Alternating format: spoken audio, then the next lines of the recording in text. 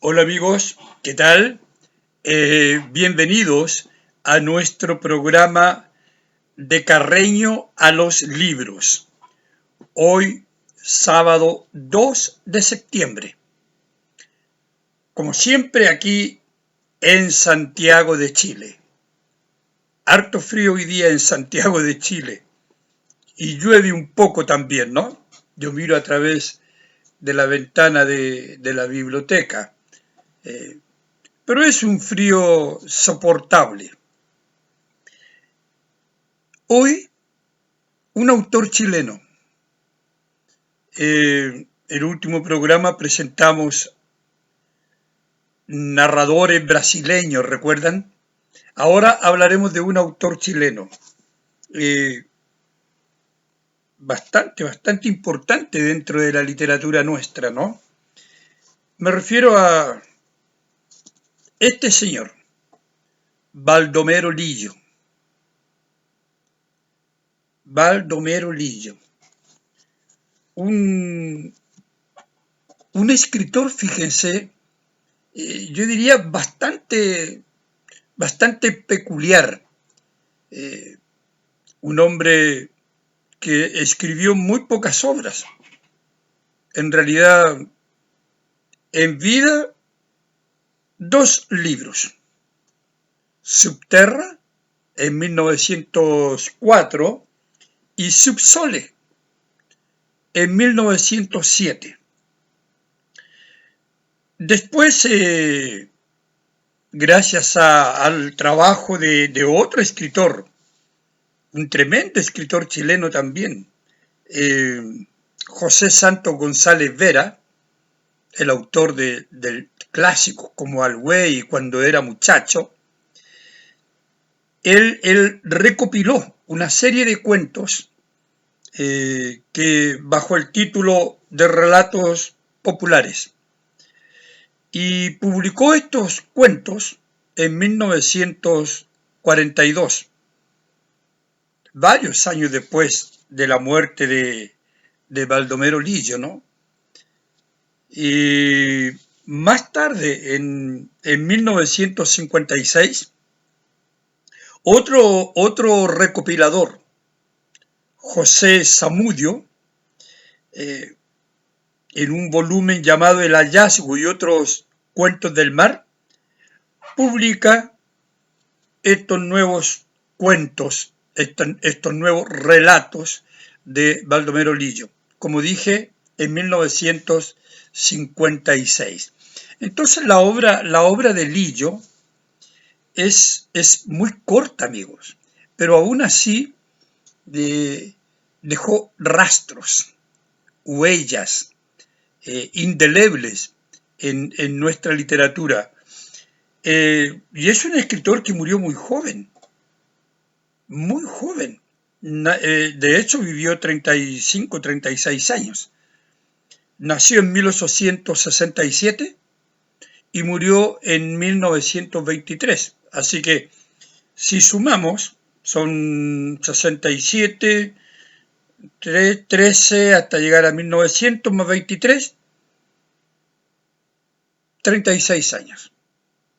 Joven. Y su vida estuvo prácticamente rodeada del mundo minero. Las minas de carbón en Lota, ¿no? Lebu, el sur de Chile. Trabajó en una pulpería, en pulperías allá en aquellos lugares, ¿verdad? Y conoció el mundo minero, bajó también a la mina varias veces con su hermano Samuel, el poeta, Samuel Lillo, bastante conocido, y que iría a tener influencia en su hermano Baldomero, ¿no? Porque lo llevaba a las reuniones de poetas, de escritores, aquí en Santiago, ¿verdad? Y bueno, hay algunas anécdotas y algunas importantes. Ya vamos a conversar sobre ello. Entonces, este autor, que era muy débil, además de apariencia, muy enfermiza, dice, ¿no? Muy delgado, pero tenía una tremenda fuerza creadora.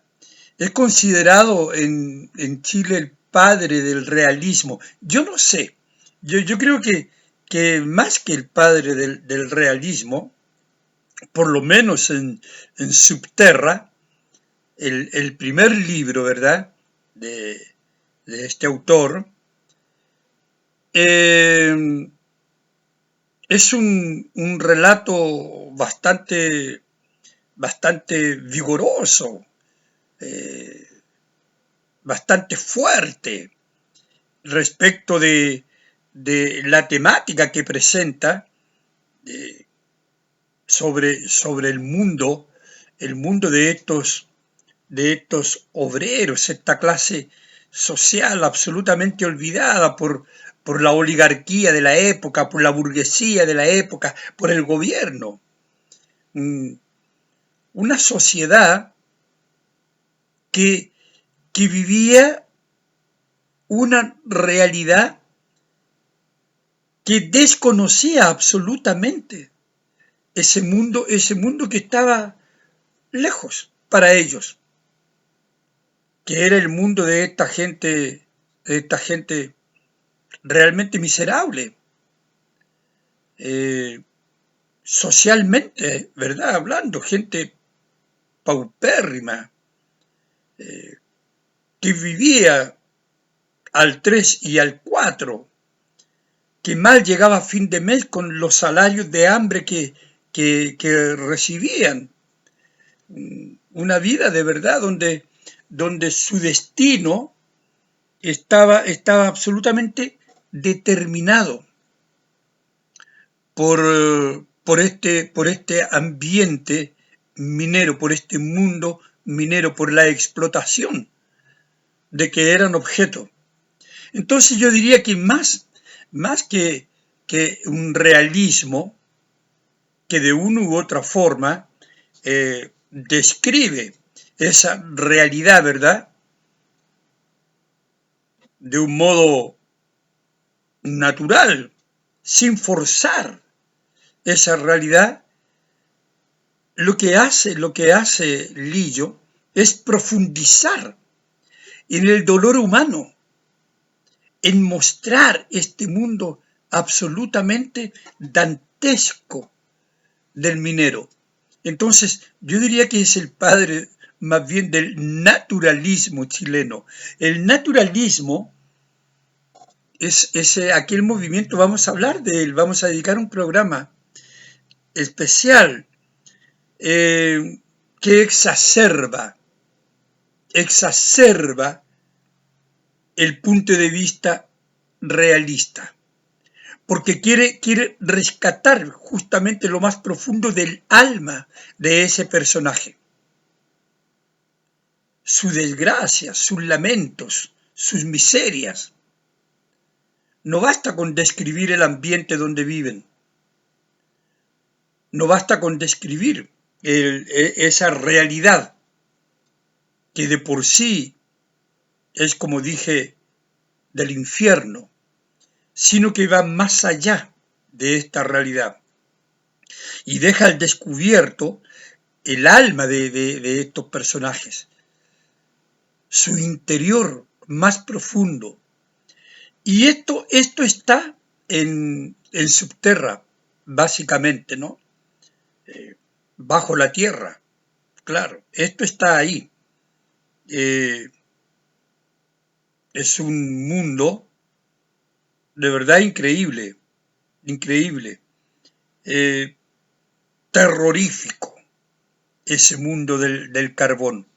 Y bueno, la sociedad desconocía esto. Y Lillo lo que hace es dejar al descubierto, desnudar para esta sociedad un mundo ignorado, un mundo desconocido, un mundo muy nuestro, muy del Chile nuestro, de ese Chile de esa época. Entonces, claro, hay un, un interés por enfocar el punto de vista en una realidad que no había sido tocada. Porque la literatura de esas décadas, estamos hablando de fines del siglo XIX, de las dos primeras décadas, es una literatura que se preocupa de otras temáticas, como la temática del campo, la política está muy presente, la ciudad, ¿verdad?, el mundo capitalino, y un mundo que es más cercano, porque es el mundo del latifundista, por ejemplo, Casa de Campo, y otras novelas por el estilo, ¿no?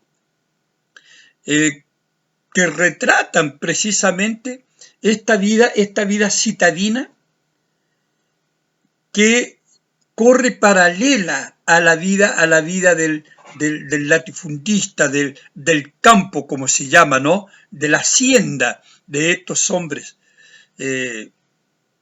millonarios, burgueses, la oligarquía vinculada con la clase política, con el poder político. Entonces, este era el mundo que se conocía. Era el mundo de la Alameda de las Delicias, ¿verdad? O que ustedes, los que hayan venido a Chile, saben que es la famosa Alameda nuestra, la Alameda Bernardo Higgins. Era la Alameda de las Delicias por donde caminó Martín Rivas, por ejemplo, y otros personajes de nuestras literaturas clásicas. Entonces sí, pero este mundo de minero, este mundo atroz, miserable, se descubre con Lillo. Sin embargo, no es un autor que solamente haya trabajado esta literatura, sino que tiene también otras temáticas como el humor. Y también tiene, por ejemplo, en Relatos Populares, ese texto recopilado por González Vera, ¿no? Una vida, digamos, o Subsole, también, con mayor razón Subsole, la segunda obra publicada en vida, ¿no es cierto?, de Lillo de 1907. Ahí se nota con mayor claridad esto del mundo campesino. También está ahí el mundo campesino y el mar. Claro que sí. Es interesante, porque es en ese sentido un autor que trabaja varias temáticas. El mundo minero, el mundo campesino también, claro. De hecho, Subsole tiene esa línea temática. Y otro tipo de relatos imaginarios también, cercanos a la leyenda. Y cuentos que pueden ser perfectamente cuentos de niños, como Cañuela y Petaca, ¿no? Ya vamos a hablar un poquito de ello. Pero yo quería referirme, por lo menos, a un cuento de Subterra, que es a dos, en realidad. Dos, que es La Compuerta número 12, y también a Juan Fariña. La Compuerta número 12 y Juan Fariña están en Subterra. Entre paréntesis, amigos, estos libros que yo les he mencionado, Subterra, Subsole, los relatos populares, en fin, se encuentran todos en el sitio Memoria Chilena. Vayan al sitio Memoria Chilena, que es espectacular. Memoria Chilena, obviamente, .cl, ¿no? Y además ahí en memoriachilena.cl se encuentran las obras completas que fueron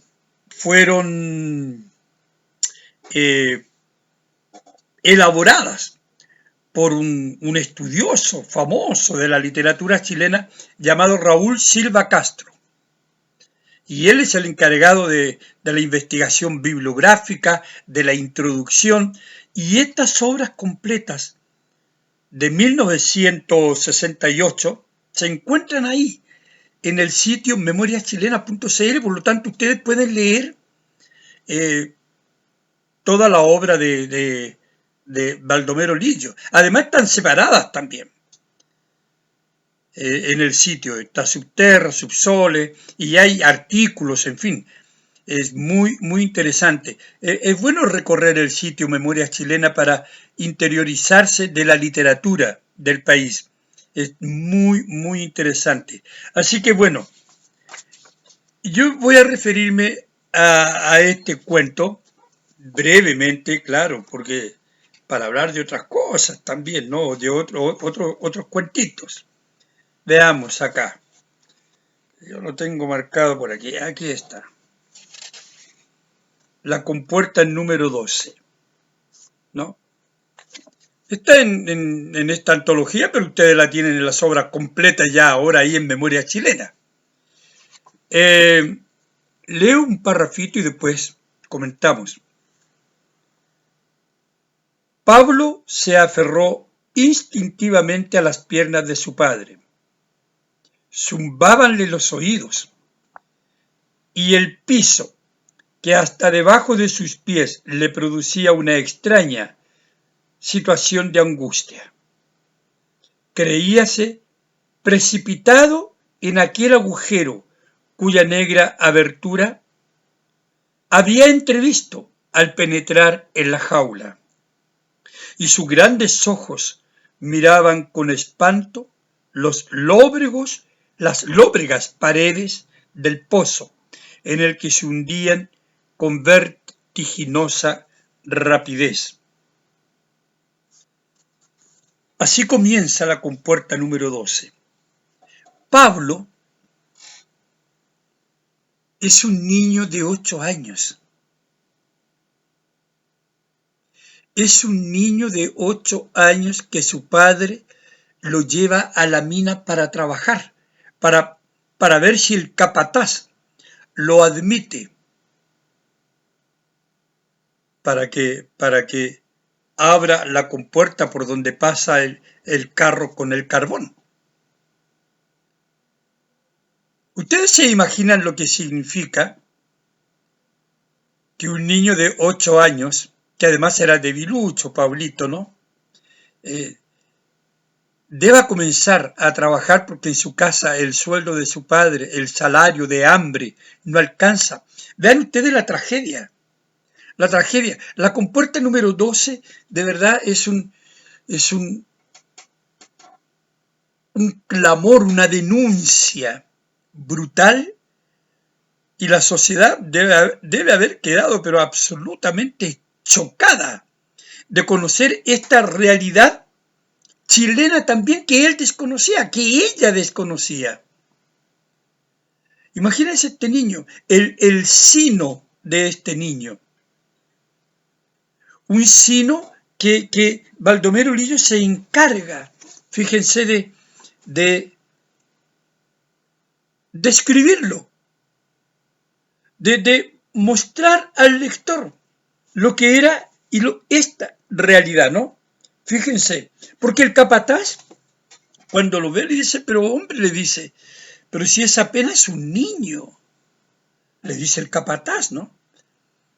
Un hombre bastante duro, que ya le había advertido a su padre que estaba disminuyendo el número de sacos, por decirlo así, y que si ya no se sentía capaz iba a tener que echarlo.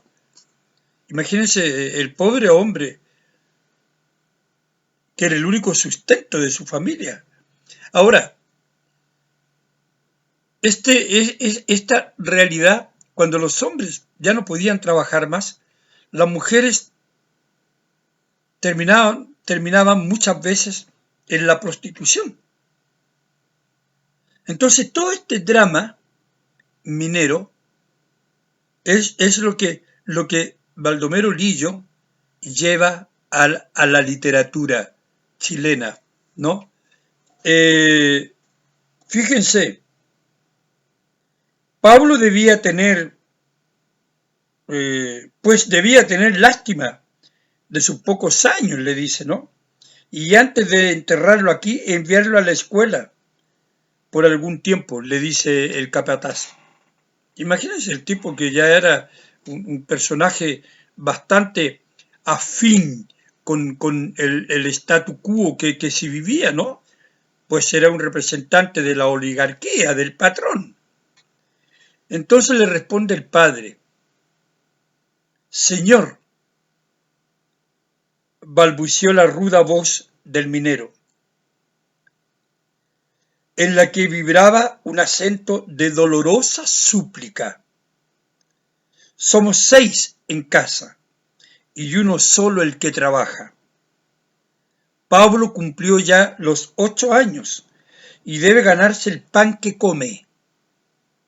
Y como hijo de minero, no solo su oficio será el de sus mayores, que no tuvieron nunca otra escuela que la mina. Es decir, la herencia, ¿no?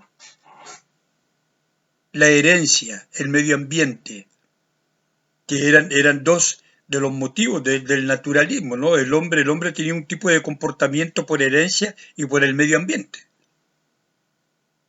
Entonces, pero fíjense lo que hay detrás de las palabras de este hombre, del padre de Pablo. Es hijo de un minero, como sus antepasados, como sus mayores. Y la mina es la única escuela que conocen. Brutal, brutal. La compuerta número 12 es un cuento que no deja a nadie así tranquilo. Es un cuento que inquieta hasta el día de hoy, cuando vemos que en muchas partes del mundo los niños son explotados. Pensamos que eso ha terminado. Estamos hablando de 1904, es decir, antes, todo un periodo, porque en 1904 se publica la obra, pero evidentemente los cuentos de Subterra ya estaban preparados. Estaban preparados antes de que Baldomero Lillo ganara un concurso para la revista Católica, que era un concurso que llamaba a presentar leyendas, ¿no? 1903. Y resulta que gana Baldomero Lillo con el seudónimo de Ars, que era uno de los seudónimos que usó, ¿no? Ars. Y la leyenda era Juan Fariña, así se llama. Yo no sé si es leyenda o es cuento, y ahí en el libro no es la introducción de Raúl Silva Castro, explica este asunto de la leyenda, está el jurado, en fin, es muy interesante. Y lo conocen de inmediato, ¿no? Gana Baldomero Lillo con su Juan Fariña, que aparece en Subterra. Y claro, Juan Fariña es también una leyenda, un cuento leyenda, y entre paréntesis en Subterra aparece el subtítulo de leyenda. Aparece, ¿verdad?, este personaje, que es un hombre ciego, y que va a trabajar a la mina y baja. Y resulta que el tipo es muy eficiente y los demás compañeros, los demás mineros, comienzan a sospechar que como un hombre que es ciego y es tan eficiente y con su bastón se ayuda y conoce dónde está la roca, le hace el quite, nunca se golpea y como que anuncia cosas, sienten que este personaje tiene un pacto con el diablo. No sabemos si tuvo o no tuvo un pacto con el diablo. El asunto es que comienza a ganarse muchos enemigos y la gente no quiere juntarse con él porque encuentran que es un personaje sobrenatural. Pero al mismo tiempo, nosotros vemos la descripción de, de la mina, del interior de las minas, y todo ese detalle asombroso con que Baldomero Lillo describe este mundo subterráneo. Claro, porque él compartió, como dije al comienzo, con gente en las llamadas pulperías, con los mineros, y bajó varias veces a la mina. Su hermano Samuel cuenta que con él bajó 3 veces, pero que él bajó muchas más. Entonces, claro, conocía este mundo minero al dedillo y por eso lo puede describir y narrar con tanta tranquilidad, con tanto convencimiento además, y uno entiende que sí, ese es el mundo, es verídico ese mundo. Entonces, bueno, el asunto es que no les voy a contar más para que lean Juan Fariña, que en rigor, amigos, es el primer cuento. Ahora, él había incursionado en la poesía, pero sin duda le tiraba más, mucho más, la narrativa y ahí es donde se quedó. También hay un intento de novela, pero finalmente se quedó con el cuento. Así que el asunto es que en estas reuniones a las que su hermano lo llevaba, a las cuales me refería al comienzo, con otros autores conocidos, ¿no? De ese mundo literario que frecuentaba Samuel Lillo, Baldomero siempre estaba muy tímido y los otros contaban las cosas que estaban haciendo, pero Baldomero tenía el don de la palabra. Era muy entretenido, dicen, cuando él hablaba. Entonces le pedían que bueno, que contara las cosas de su trabajo, de la mina, lo que él había visto, en fin, cosas así. Y bueno, y contó el relato de la compuerta número 12, ¿no? Lo que él veía, cómo sería, estas historias. Entonces le dicen que por qué no escribe esos relatos que eran tan vívidos, tan vibrantes. Bueno, y dicen que así nació el Baldomero Lillo, escritor formal, ese que comenzó a escribir al margen de Juan Fariña, ¿no? Que es su primera historia. La vida de Baldomero Lillo está reflejada en varios de sus cuentos, en varios. Por ejemplo, Cañuela y Petaca, que es como un cuento curioso de dos niños, ¿no? Dicen que él salía a cazar con su hermano y que tenía muy buena puntería. Entonces, Cañuela y Petaca trata de la historia de dos chicos eh, que se van a casar y uno era mayor, ¿no? Y hay toda una historia con el robo, le sacan el fusil al abuelo de Cañuela, ¿no? Petaca es más fuerte, un poco mayor, pero son niños los dos.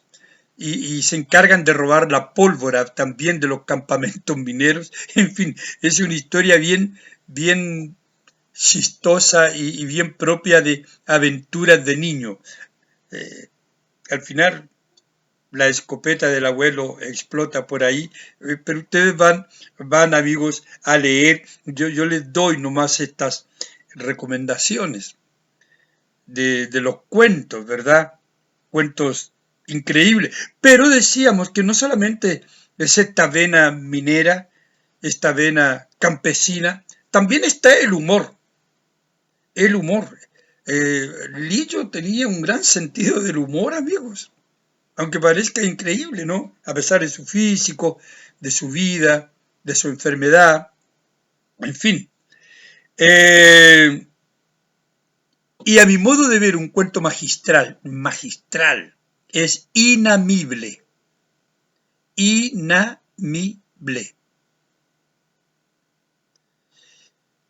inamible, de verdad, ustedes se van a matar de la risa. Es un guardia, ¿no? Aquello, lo que sería un policía de la época, que quería ascender, ¿verdad? Quería mostrarse ante sus jefes, pero era muy bueno para inventar palabras. Entonces un día le pasa un parte a un carretonero porque andaba con un animal inamible. Era una culebra que estaba muerta y asustaba a la gente, ¿no? Entonces lo lleva detenido, en realidad. Una multa lo lleva detenido. Bueno, y comienza toda una historia, ¿verdad? El sargento, ¿por qué lo trae aquí? Por andar con animales inamibles. Mi sargento o mi cabo, no sé. Ah, y bueno, y el sargento piensa que un animal inamible, tal vez un caballo de la carreta que andaba, está siendo maltratado. Y llega el capitán, y cuando ve el parte, dice, y este hombre, bueno, mi capitán, porque andaba con animales inamibles, como lo dijo el sargento, el capitán va y sigue pasando con el parte hasta que llega el juez. Bueno, y así va hasta que descubren que el animal inamible era una culebra muerta. Y al pobre hombre este lo habían condenado a 30 días de cárcel si no pagaba la multa, ¿no? Y el pobre no tenía plata ni para hacer cantar un ciego, como decimos en Chile.